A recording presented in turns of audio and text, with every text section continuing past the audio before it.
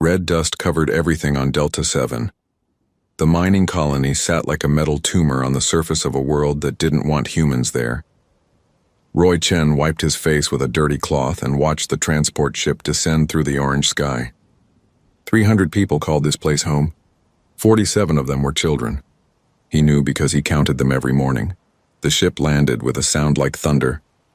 Roy's hand moved to his sidearm without thinking. Old habits from the war. His fingers touched the grip and then let go. These weren't enemies. The Dravik had sent a delegation to talk about mining rights. Talk, not fight. That's what Administrator Patricia Wells kept saying. Patricia stood beside him now, her daughter Amy holding her hand. The girl was 7 years old with her father's red hair. Her father had died 2 years ago when a tunnel collapsed in the southern mines. Roy remembered pulling the body out himself. "Do you think they'll be reasonable?" Patricia asked. Roy didn't answer right away. He watched the ship's cargo ramp lower. The Dravik were tall, maybe 8 feet, with scales that looked like green metal. They moved like soldiers, not diplomats. Every step was measured. Every hand stayed close to a weapon. He'd seen this before on other worlds. "They brought warriors," Roy said quietly. Patricia's face went pale. "You said they agreed to peace talks." "They did. But they brought warriors anyway." 6 Dravik walked down the ramp. The leader wore armor that had seen combat. Roy could tell from the scoring on the chest plate. Plasma burns, the kind that came from fighting at close range. The aliens' eyes were yellow and cold. They swept across the colony like targeting sensors. Roy had fought in 3 wars before he retired. He'd seen 100 species, killed members of a dozen. You learned things when you fought aliens. You learned that some species valued honor, some valued profit, some just valued strength. The Dravik valued all 3, but mostly they valued winning. The delegation walked toward the central hall where the talks would happen. Roy, Patricia, and Amy followed at a distance. Other colonists watched from windows and doorways. Everyone was nervous. The last time humans and Dravik shared a planet, it had ended in an orbital bombardment. 30,000 dead on both sides. Inside the hall, tables were arranged in a circle, human custom. The Dravik would have preferred a hierarchy, with the strongest at the head. But they sat down without complaint. Their leader, a scarred veteran named Cyrex, placed his weapon on the table. It was ceremonial, supposedly, a mark of respect, but Roy noticed it was fully charged. "We appreciate your willingness to negotiate," Patricia began. She spoke in the trade language, a simplified version of human English mixed with Dravik grammar. "The new mineral deposits are large enough for both our peoples." Cyrex tilted his head. The gesture meant disagreement in Dravik body language. "Your colony was established second. Dravik law gives us primary extraction rights. Human law says we filed the claim first. Filing claims means nothing when you cannot defend them." Roy watched the conversation go in circles. This was how wars started. 2 sides, both convinced they were right. Both too proud to back down. He'd seen it before. He'd be seeing it again unless someone found a middle ground. Amy tugged on her mother's sleeve. "I'm bored," the girl whispered. Patricia tried to shush her. The Dravik noticed, Cyrex's eyes fixed on the child. In Dravik culture, children were kept separate from adults until they reached maturity. Seeing a juvenile at a negotiation was unusual. Seeing one interrupt was insulting. Roy saw the alien's posture change, a subtle shift in the shoulders, a tensing of the neck muscles. He knew what it meant. The Dravik was getting angry. "Amy, go wait outside," Patricia said. But the girl didn't move. She was staring at the Dravik with open curiosity. She'd never seen aliens before. The colony was too remote for visitors. Her young mind didn't understand danger. She only saw something interesting. Roy's military training kicked in. He started calculating distances. 12 meters from his position to Cyrex, 8 meters from Cyrex to Amy. He could cross 12 meters in about 2 seconds if he pushed hard. Amy could die in less than 1 second if Cyrex decided she was a threat. The negotiations continued. Patricia talked about surveys and mineral rights and legal precedents. Cyrex talked about Dravik honor and territorial claims and strength through conquest. The other Dravik sat silent and watchful. Roy kept his eyes on Amy. The girl held a stuffed animal, a honey badger her dead father had sent from Earth before the accident. She clutched it like a shield against the scary aliens. Roy had told her stories about honey badgers once. Tough little animals that fought creatures 10 times their size, never backed down, never ran away. The girl had loved those stories. Amy took a step forward, then another. She was walking toward the Dravik table. Patricia grabbed for her but missed. Amy, no. The girl held up the stuffed animal. Do you want to see my badger? Cyrex stared at the approaching child. His hand moved to his sidearm. It was a smooth motion, practiced. The kind of draw that came from years of combat. His fingers wrapped around the grip. Roy's blood turned to ice. He knew that motion. He'd made it himself 1,000 times. That was a combat draw, not a warning. Cyrex wasn't trying to scare the girl. He was preparing to fire. In Dravik culture, an unsupervised child approaching an elder without permission deserved correction. Harsh correction. It was how they taught respect. What humans called child abuse, Dravik called proper education. Time seemed to slow down. Roy saw everything with crystal clarity. The alien's finger moving to the trigger. Amy still walking forward with innocent trust. Patricia frozen in shock. The other humans just starting to understand something was wrong. Roy's body moved before his brain finished thinking. 12 meters. 2 seconds. Amy would be dead in one. He ran. The barrel of the plasma weapon glowed as it charged. Roy heard it humming even across the distance. His legs pumped harder than they had in 5 years. His lungs burned. His heart felt like it would explode. But none of that mattered.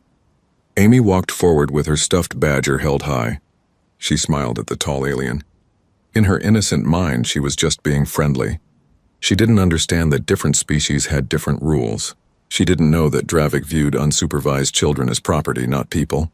She didn't know she was about to die. Cyrex's yellow eyes never blinked. His scaled finger tightened on the trigger. The weapon reached full charge with a high-pitched whine. Other humans in the room finally understood what was happening. Patricia screamed her daughter's name. Security Officer Davis reached for his gun. Another administrator dove under the table, but they were all too slow. Roy's mind worked at combat speed. He'd been trained by the best soldiers humanity had. Marines who fought on 20 different worlds. Instructors who turned normal people into weapons. They'd taught him how to assess threats, calculate angles, and make impossible decisions in fractions of a second. He couldn't reach Amy in time to pull her away. The distance was too far. The alien would fire before Roy covered half the gap. The plasma bolt would turn the little girl into ash and vapor. There would be nothing left to bury next to her father, so Roy changed his trajectory. Instead of running toward Amy, he aimed for the space between her and Cyrex. He pushed his aging body harder than it was meant to go. Muscles that should have torn under the strain held together through pure will. His vision narrowed to a tunnel. Everything disappeared except the girl and the gun. 1 second left. Cyrex fired. The plasma bolt left the weapon in a streak of superheated matter. It crossed the room at a speed no human could dodge. The Dravik had aimed for center mass, right at Amy's small chest. A killing shot, clean and efficient. The way warriors ended threats, Roy threw himself into the air. His body stretched horizontal, arms reaching forward. He looked like a goalkeeper diving for a ball, except the ball was a weapon discharge that could melt through steel. Time seemed to freeze. He could see the bolt coming. A sphere of blue-white fire trailing ionized air. It hit him in the left shoulder. Pain beyond description flooded his nervous system. The plasma burned through his jacket, his shirt, his skin, his muscle. It kept going into bone and organ tissue. The heat was so intense his flesh didn't have time to bleed. It just vaporized. The smell of cooked meat filled the room. Roy's momentum carried him forward. He crashed into Amy at full speed. His right arm wrapped around her tiny body. His bulk drove her to the floor. He rolled, putting himself between the child and the Dravik. His ruined shoulder hit the ground and fresh agony exploded through him. But he didn't scream. He couldn't. If he started screaming, he might not stop. And he needed to stay conscious. Amy was crying beneath him, scared and confused. He needed to protect her in case Cyrex fired again. The room erupted in chaos. Patricia was shrieking.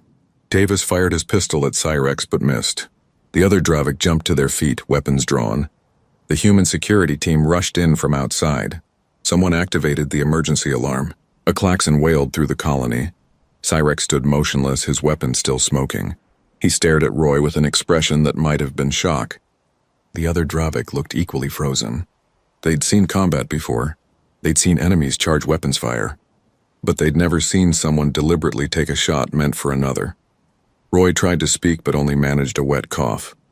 Blood leaked from his mouth. The plasma had clipped his left lung. Medical training told him he had minutes, maybe less. His vision was getting dark around the edges. Shock was setting in. Amy wriggled beneath him. "You're heavy," she whimpered. "And you smell funny."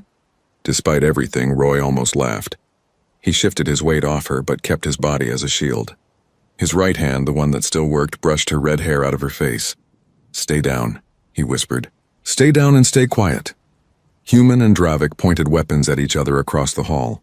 Someone shouted for everyone to drop their guns. Someone else shouted back. The situation was seconds from becoming a massacre. But Roy couldn't focus on that. His entire world had shrunk to keeping Amy safe and staying alive long enough to do it. Dr. Lewis pushed through the crowd. He was the colony's only physician, a nervous man in his 50s who dealt with mining accidents and common illnesses. Not battlefield trauma, but he dropped to his knees beside Roy and opened his medical kit with steady hands. "Oh God," Lewis breathed when he saw the wound. Oh God, fix it," Roy managed to say. "Roy, 40% of your shoulder is gone. I can see your ribs. I can see your lung. You shouldn't be conscious. You shouldn't be alive. Fix it anyway." Patricia reached them and scooped Amy into her arms. The girl was unharmed except for being scared. She looked at Roy with wide eyes. "Why are you bleeding?" "Because I'm clumsy," Roy said. Then his vision went completely black. He woke up 3 seconds later. Lewis was injecting something into his neck, probably combat stimulants from the emergency medical supplies. The pain got worse as the drugs forced his body to stay awake. Cyrex approached slowly. His weapon was holstered. The other Dravik had also lowered their guns. The alien commander knelt beside Roy, moving with careful precision. He examined the wound with a clinical eye. "I did not intend to kill the child," Cyrex said in his harsh accent. "Only to correct improper behavior." "A stun bolt set for Dravik physiology would have vaporized her," Roy gasped. "I did not know. Human children are fragile compared to Dravik juveniles." Cyrex paused. "You knew you could not survive intercepting the shot." "Didn't care." The Dravik's head tilted in that gesture of confusion. "Your logic is broken. You traded your life for a child that is not even your offspring." Roy's vision was fading again. Lewis worked frantically, spraying synthetic skin over the wound. It wouldn't be enough. They needed a real hospital, real doctors, equipment the colony didn't have. "She's still a child," Roy said. Each word cost him. "That's all that matters."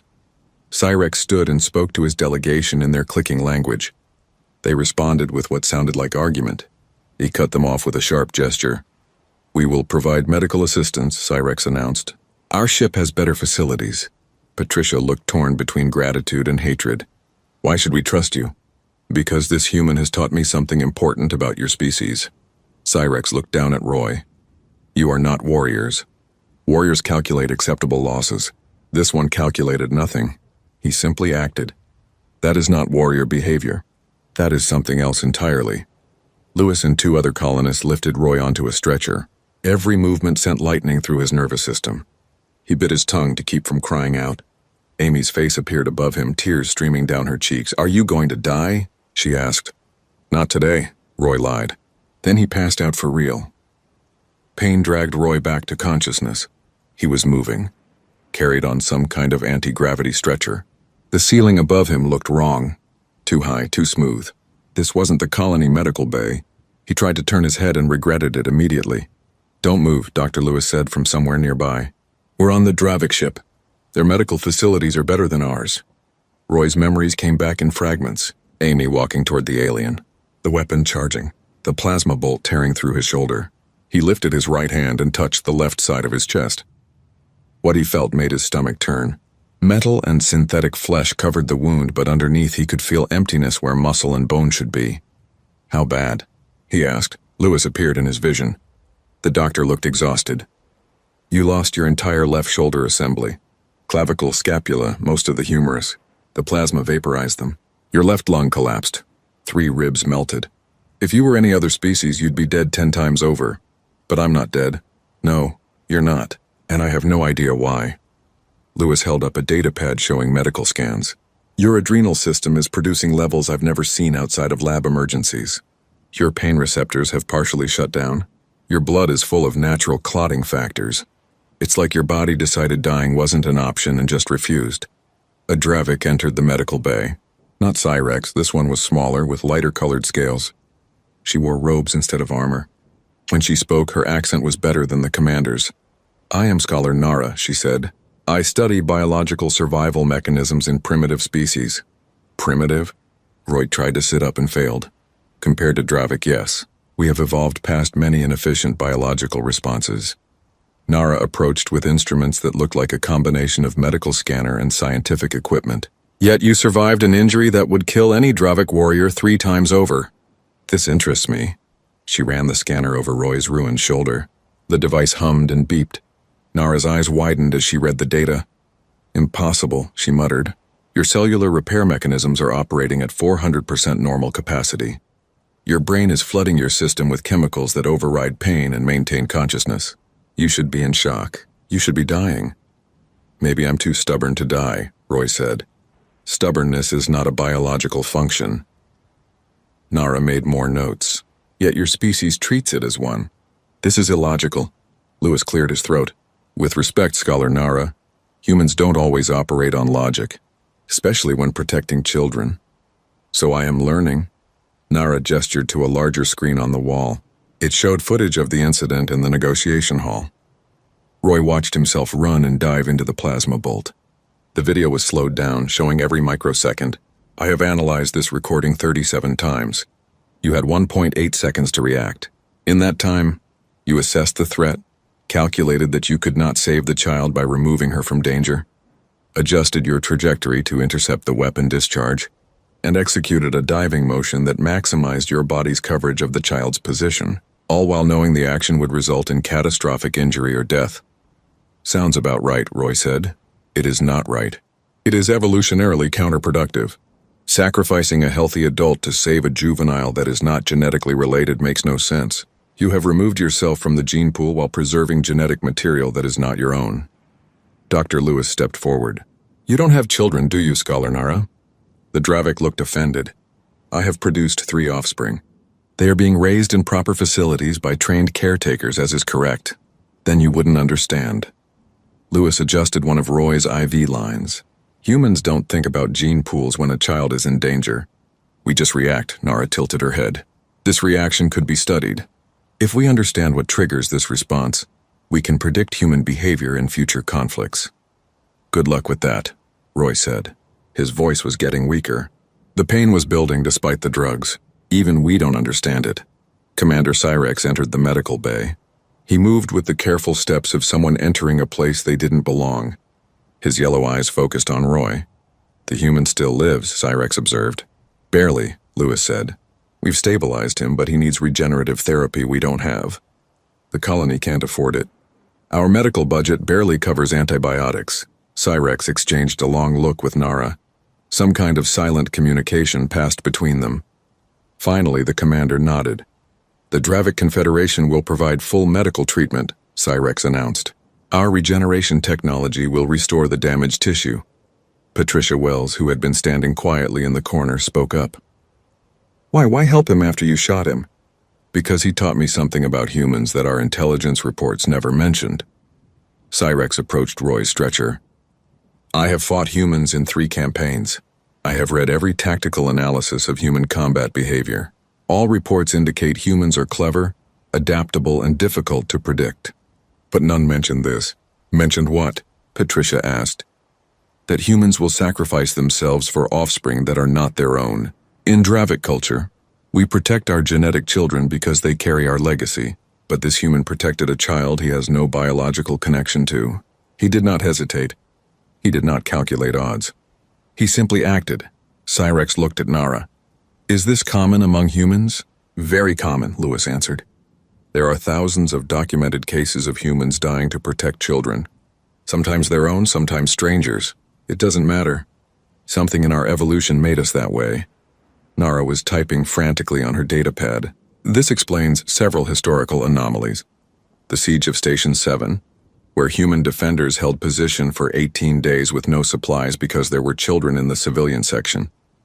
The Battle of Red Canyon, where a single human soldier held a bridge against an entire platoon because evacuating children were crossing. We assumed these were tactical decisions, but they were not, were they?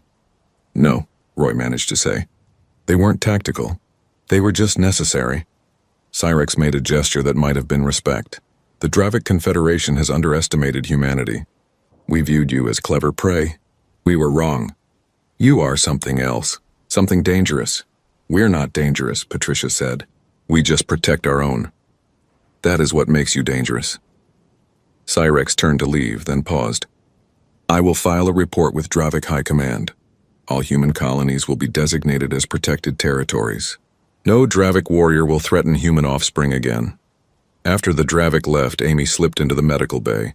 She'd been waiting outside with another colonist. Now she ran to Roy's stretcher and grabbed his good hand. Everyone says you're a hero, she said. Roy looked at the little girl with her red hair and innocent eyes. I'm not a hero. I just did what anyone would do. The Dravik lady says humans are weird. Yeah, we probably are. Amy held up her stuffed honey badger. She says you're like this. Small but fierce. Never backs down. Roy managed a weak smile. Honey badger don't care. Isn't that what I told you? Honey badger don't care, Amy repeated.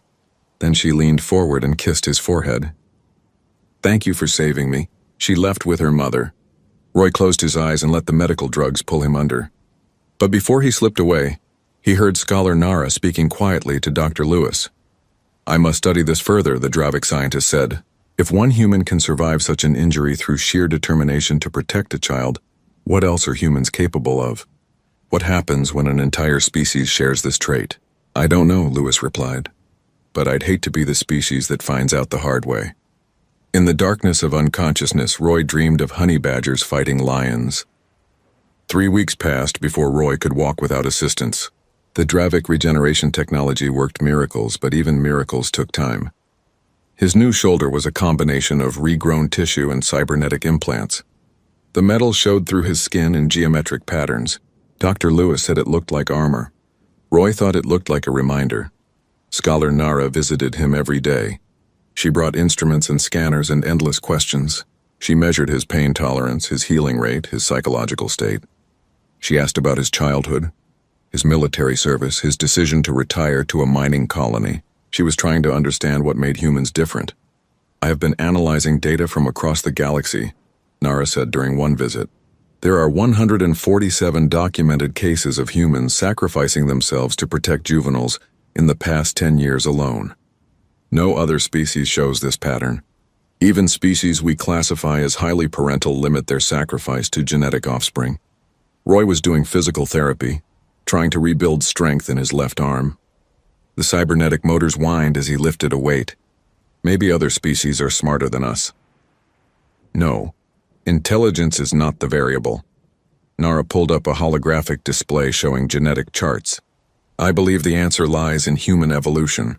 Your species evolved as persistence hunters and pack animals. You succeeded not through individual strength but through cooperation and endurance. A human alone is weak, but humans together are formidable. So what does that have to do with jumping in front of plasma fire? Everything. Nara highlighted sections of the genetic map. Pack animals protect all juveniles in the pack, not just their own. Because the pack's survival depends on the next generation, any next generation. Your species took this instinct and amplified it beyond biological necessity. You protect all children because your evolution taught you that all children are the pack's children. Roy lowered the weight. His shoulder ached despite the pain medication. You're saying we can't help it. Correct. When you saw the child in danger, your modern brain that understands complex tactics and consequences was overruled by an ancient brain that only understands protect the young. You could no more ignore that imperative than you could stop your heart from beating. Sounds like we're slaves to our biology. All species are slaves to their biology. The Dravik are slaves to our need for hierarchy and strength. We cannot help but organize into power structures. We cannot help but view the universe through the lens of dominance. Nara sat down across from Roy. But humans are slaves to something more powerful. You are slaves to compassion. Word of the incident spread beyond the colony. News services picked up the story. At first, it was just a local report about a mining dispute gone wrong. But then someone leaked the video footage. The clip of Roy diving into plasma fire went viral across human space. Patricia showed him the news coverage one evening. He watched himself on screen, frozen in midair, arms outstretched. The reporter called him a hero, called it the most human thing anyone had ever seen. "They want to interview you," Patricia said.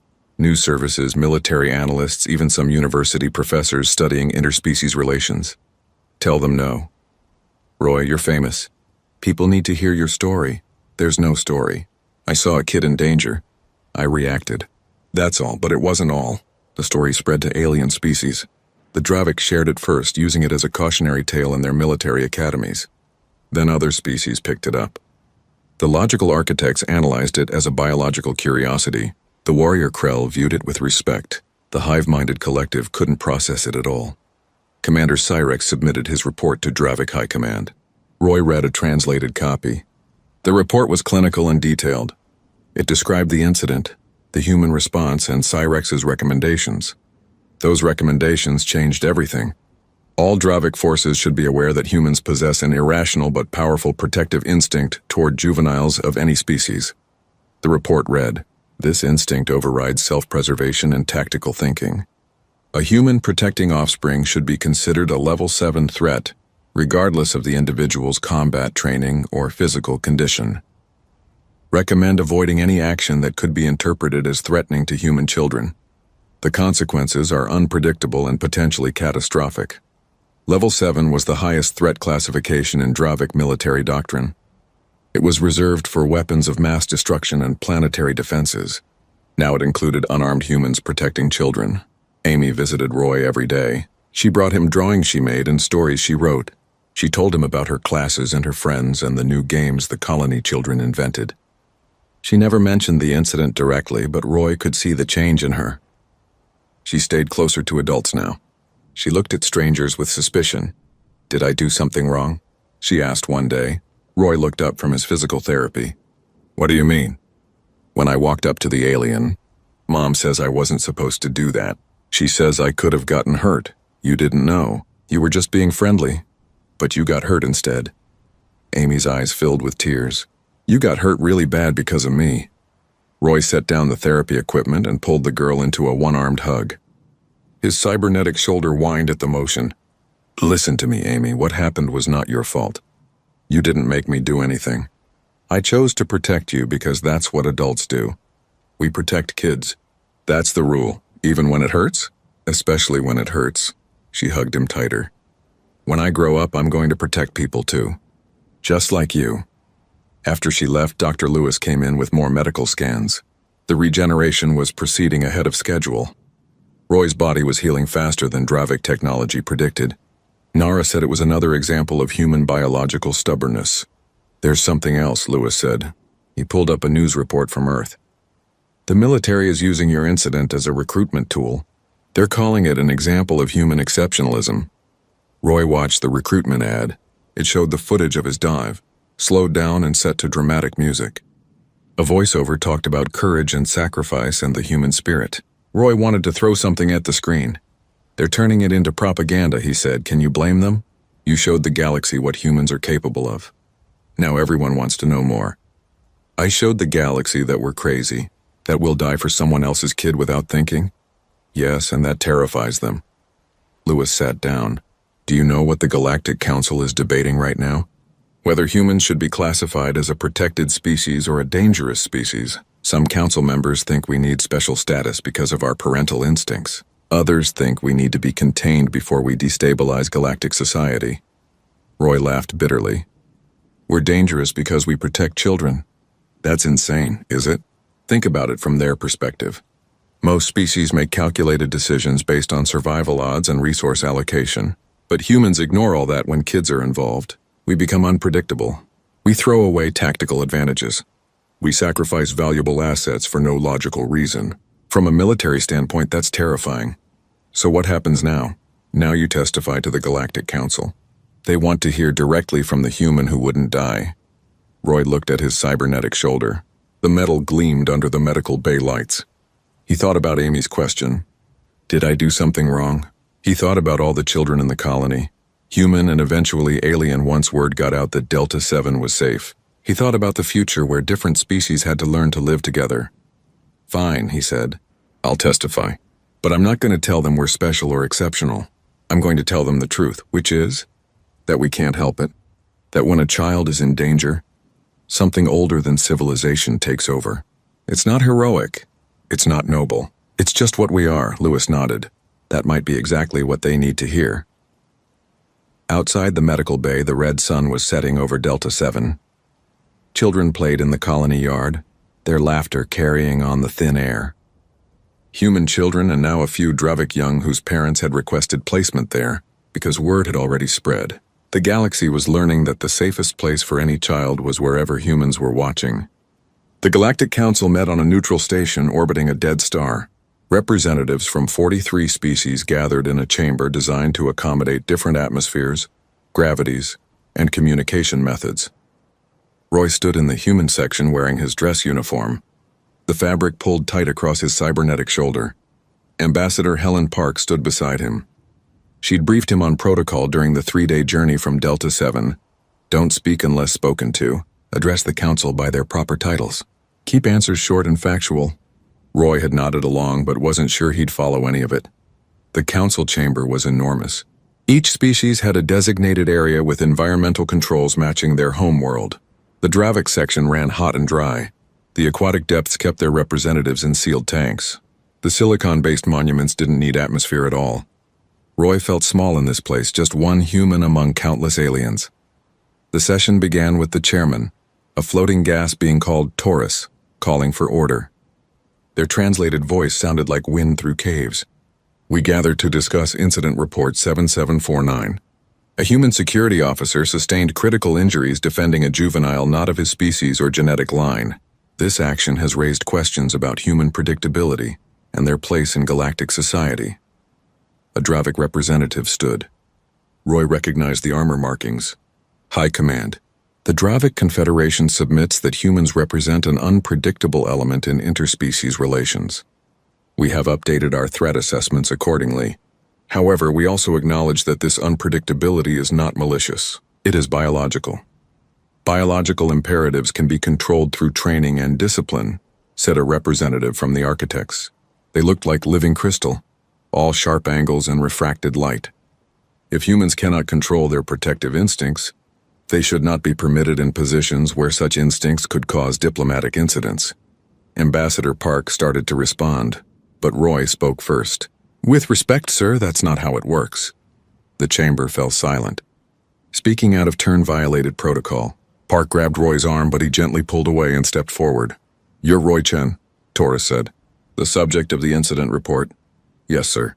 And I need to say something. Roy looked around at the assembled species. You're treating this like it's a problem to be solved. Like you can train humans not to protect kids. You can't. We've tried for thousands of years. It doesn't work. Then humans are a liability, the architect said. Maybe. Or maybe we're exactly what the galaxy needs. Roy touched his cybernetic shoulder. Every species here evolved different survival strategies. The Dravik got strong and organized. The architects got smart and logical. The depths adapted to crushing pressure. But humans got something else. We got stubborn. We got protective. We got impossible to kill when someone we care about is in danger. A representative from the Krell warrior caste stood. They were massive, easily 9 feet tall, covered in ceremonial scars. You claim this is strength, but you nearly died for a child that would provide you no benefit. This is weakness disguised as virtue. You're right, Roy said. From a logical standpoint, what I did was stupid. I should have let the Dravik handle the child according to their customs. I should have protected myself. I should have calculated odds and chosen survival. He paused. But I didn't because I'm human. And humans don't calculate when kids are in danger. We just act. Scholar Nara entered the Dravik section. She carried data pads and looked excited. Honored Council, I have completed my research on human protective instincts. The findings are significant. Taurus gestured for her to continue. Nara projected a holographic display showing genetic markers, historical data, and comparative species analysis.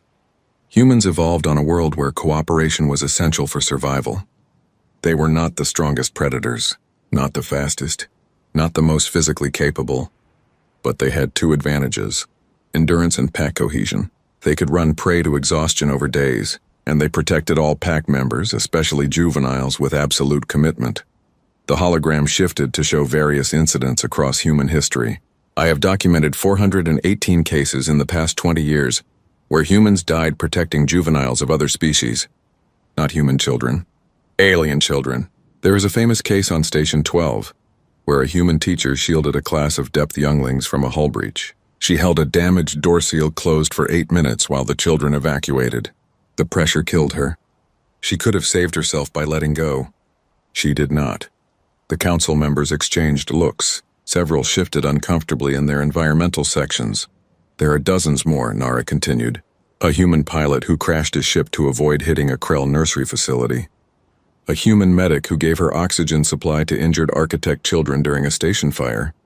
A human soldier who held a bridge for 16 hours against enemy forces because civilian families, including 6 different species, were evacuating across it. In every case, the human suffered catastrophic injury or death. In every case, they could have chosen survival. In every case, they did not. This proves our point, the architect said. Humans are irrational. No, Nara replied. They are extraordinarily rational. They have simply optimized for a different outcome than individual survival. They optimize for the survival of the next generation. Any next generation? Ambassador Park found her voice. What Scholar Nara is describing is not a weakness. It's a strength that most species have lost. You've all become so focused on individual survival and genetic legacy that you've forgotten why we have children in the first place, not to carry on our genes, but to build a future better than our present.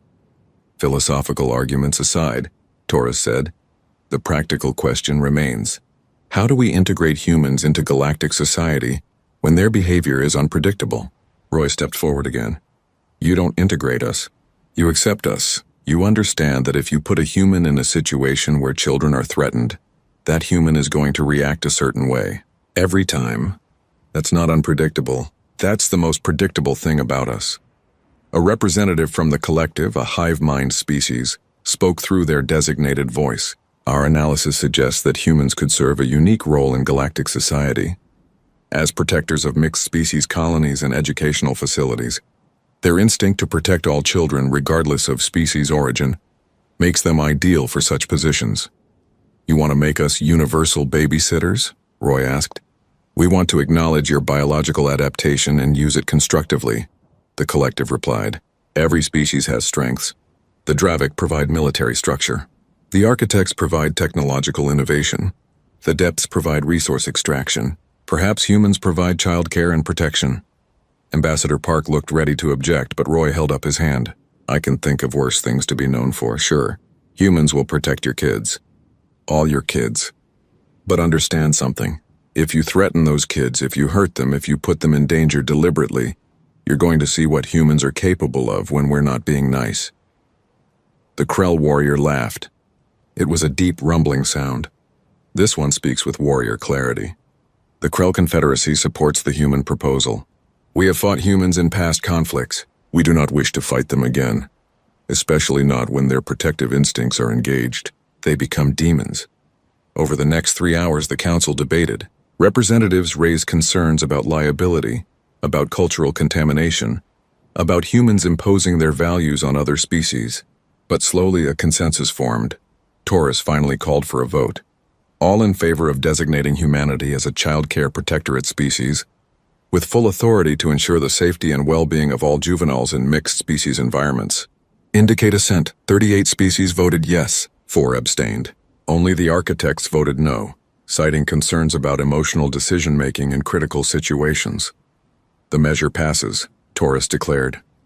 Humanity is hereby recognized as a child care protectorate species. Human representatives will be given positions of authority in all mixed species educational facilities, colonial nurseries, and child development centers. This authority supersedes local customs when child safety is at risk. Roy felt strange. He'd just given humanity a new purpose in galactic society, all because he couldn't stand seeing a little girl in danger. After the session, representatives from various species approached him. The Krill wanted to share battle stories, The depths wanted to discuss human swimming abilities and how they might work together on underwater colonies. Even a few architects admitted that emotional bonds had their place in child development. Commander Cyrex found Roy outside the council chamber. The Dravik looked uncomfortable, shifting his weight from foot to foot. "I owe you an apology," Cyrex said. "I nearly killed a child because I did not understand human fragility. And I witnessed something that changed my understanding of courage. You don't need to apologize. You didn't know. That is not an excuse. Ignorance does not absolve responsibility." Cyrex straightened to attention. "I have requested reassignment. I will serve as a protector of Delta 7 colony for 1 full solar cycle. It is the Dravik way of showing penance." Roy extended his hand. After a moment, Cyrex took it. The Dravik grip was strong enough to hurt, but Roy didn't flinch. "You're welcome at the colony," Roy said. "The kids would probably love to meet a real Dravik warrior. Even after I nearly killed one of them. Especially after. They need to learn that people make mistakes, and that people can make amends." 6 months after the incident, Delta 7 looked different. The colony had expanded. New prefab buildings dotted the red landscape. A proper school stood where there had once been only a shared learning space. And in the colony yard, human children played alongside Dravik younglings, depth spawn, and even a few architect crystalline children who needed exposure to different gravities for proper development. Roy watched from the security office window. His cybernetic shoulder ached in the cold morning air. Dr. Lewis said the pain would fade eventually. Roy didn't mind it. The ache reminded him why he did this job. Commander Cyrex approached across the yard. The Dravik had kept his promise, serving as additional security for 6 months. He'd surprised everyone by being good with children, patient, careful. He taught the older kids about Dravik history and customs. The younger ones just thought he was cool because he was big and scaly. "The morning patrol is complete," Cyrex reported. "No threats detected. The new sensor grid you installed is functioning well." "Good." Roy poured 2 cups of coffee. He'd gotten Cyrex addicted to the human drink over the past months. "Any word from your high command about your next assignment?"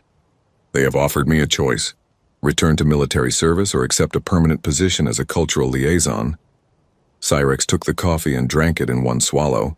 He still hadn't learned to sip. "I am considering the liaison position." "Because you like it here?" "Because I am learning things that military service could never teach me." Cyrex watched the children play. Dravik culture emphasizes strength and hierarchy. We raise our young in isolation to make them strong. But I observe these human children. They are weak individually, yet together they are formidable. They help each other. They protect each other. Even the smallest will defend the group. A fight broke out between 2 boys. Before Roy could intervene, Amy ran over and separated them. She was 9 now, taller, more confident. She said something to both boys, and they nodded sheepishly.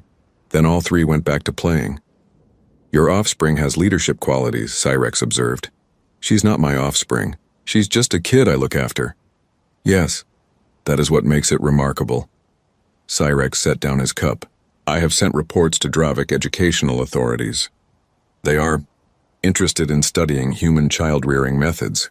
There is talk of experimental programs incorporating human techniques." Roy raised an eyebrow. "The Dravik want to raise their kids like humans?"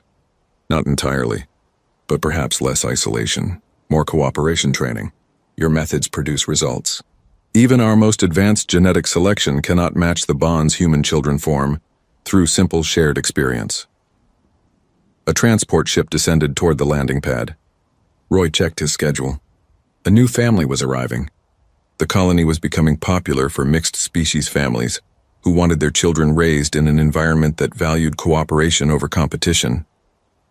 Patricia Wells, now the colony's educational director, met the ship. She'd transformed the school into something special. Children of 6 different species learned together.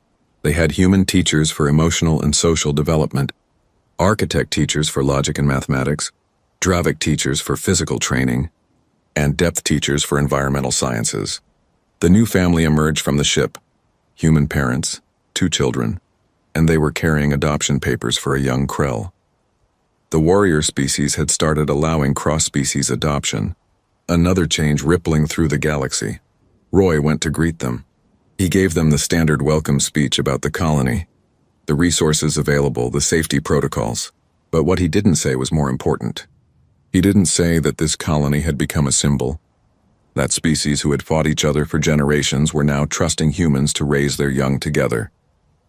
That Delta 7 was proof that cooperation could work. Scholar Nara arrived on the afternoon transport. She'd visited monthly since the incident, always with new questions and observations. This time she brought someone new, a young Dravik, barely adolescent by their standards. "This is my daughter, Sari," Nara introduced. "I have decided to enroll her in your educational program." Roy was shocked. Nara had been the first to study human child rearing, but he never expected her to actually participate. "Are you sure? This is a big change from traditional Dravik education." "I am certain. I have watched your methods for 6 months. I have seen the results. Children raised here are not weaker, as our culture claims. They are different. They understand cooperation, empathy, sacrifice. These are not weaknesses. They are survival traits for a multi-species galaxy." Siri looked nervous. She was small for a Dravik, with lighter green scales that marked her as young. Amy noticed the new student and walked over immediately. "Hi, I'm Amy. Want to see the playground? We built a new climbing structure that works for different body types." Siri looked at her mother. Nara nodded. The two children ran off together, one human and one Dravik, playing like species boundaries didn't exist.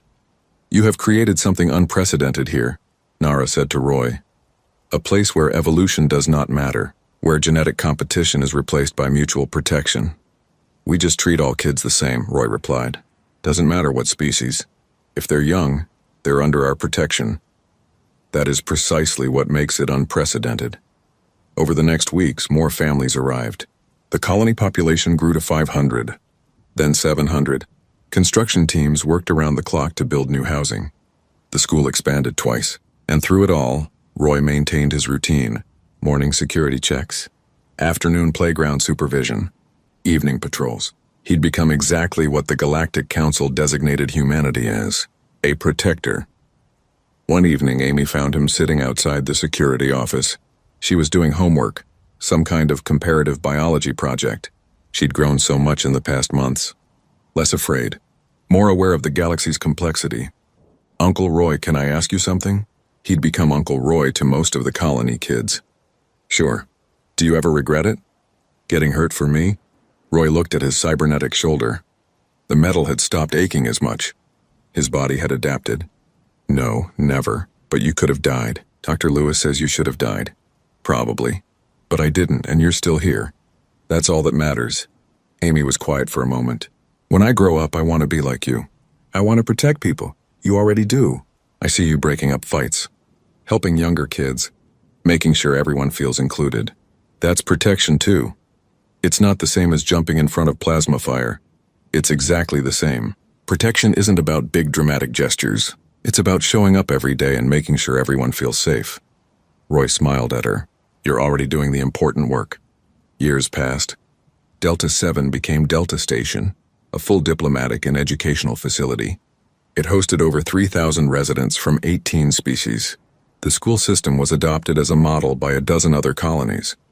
Human protective instincts, once viewed with suspicion, became valued across the galaxy. Roy eventually retired from active security work. His body couldn't handle the physical demands anymore, but he stayed at the station as an advisor. He trained new human security officers in the unique challenges of protecting mixed-species children. He taught them that all children were their responsibility, regardless of species origin. On his 70th birthday, the station held a ceremony. Representatives from across the galaxy attended. Ambassador Park, now a senior council member, gave a speech about how one man's instinctive reaction changed interspecies relations forever. Scholar Nara, now the head of the Multi-Species Educational Commission, presented research showing that mixed-species schools produced adults better equipped for galactic cooperation. But the moment Roy remembered most was simpler. Amy, now a security officer herself, stood beside him with her own daughter, a human child named Hope, and Siri, Nara's daughter, stood there too with her first offspring. Two species, once so different, now raising their children together. "You know what the galaxy calls us now?" Amy asked Roy quietly during the ceremony. "What?" "The protector species. Every species has their role. The Dravik maintain order. The architects advance technology. The depths manage resources. And humans protect children. All children. Roy watched the crowd of different species all gathered to celebrate something simple, the idea that children were worth protecting. That sacrifice for the young was not weakness but strength. That humanity's greatest contribution to the galaxy was not weapons or ships or technology, but a simple, unwavering commitment to the next generation. There are worse legacies, he said. The ceremony ended with a presentation, a holographic statue in the station's main plaza. It showed Roy mid-leap, arms outstretched, frozen in the moment before impact. The plaque beneath it was written in 43 languages, but they all said the same thing. When they aimed at the child, the honey badger leapt before the trigger pulled. This is the way of humanity. This is the way of protection. This is the way of tomorrow. Children of 18 species played around the statue, their laughter echoing through the plaza. They didn't understand the significance. They just knew this was a safe place. A protected place. A place where adults, especially human adults, would die before letting harm reach them. Roy watched them play and thought about that day 6 months into his posting at Delta 7. When he'd seen a plasma weapon charge and a little girl smile with innocent trust. When his body moved before his brain finished thinking. When he'd learned that some things were worth more than survival. Commander Cyrex approached, now wearing diplomatic robes instead of armor. He'd taken the cultural liaison position permanently. Do you think we have truly changed, Roy? Or have we just learned to pretend? Does it matter? Your daughter and Amy's daughter are friends. They don't care about Dravik superiority or human protective instincts. They just care about each other. That's real change. Perhaps. Cyrex watched the children. I am still learning from your species. After all these years, you still surprise me. Good, Roy said. The day we stop surprising each other is the day we stop growing. The red sun set over the station. The day ended. Tomorrow would bring new challenges, new families, new children to protect. And Roy would be there, cybernetic shoulder and all, doing what humans did best, protecting the future one child at a time.